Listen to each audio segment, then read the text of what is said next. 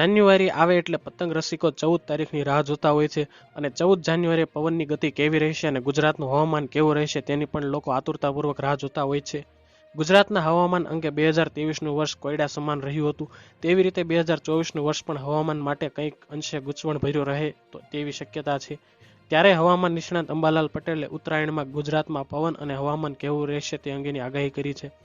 હવામાન નિષ્ણાત અંબાલાલ પટેલે જણાવ્યું છે કે જાન્યુઆરી મહિનામાં ઠંડીનો ચમકારો રહેશે. 5 અને 6 જાન્યુઆરીમાં વાદળછાયું વાતાવરણ રહેશે. 10 થી 13 તારીખમાં રાજ્યમાં હવામાનમાં પલટો આવશે. જોકે 11 જાન્યુઆરી રાજ્યમાં ઠંડીનો ચમકારો વધશે.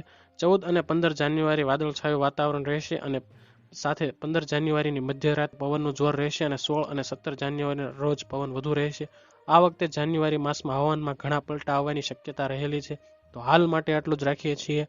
જો તમને અમારા વિડીયો પસંદ આવતા હોય તો વિડીયોને લાઇક કરજો, ચેનલને સબસ્ક્રાઇબ કરી બાજુમાં આવેલું બેલ આઇકન પ્રેસ કરજો, જેથી તમને અમારા વિડીયોની નોટિફિકેશન્સ મળતી રહે.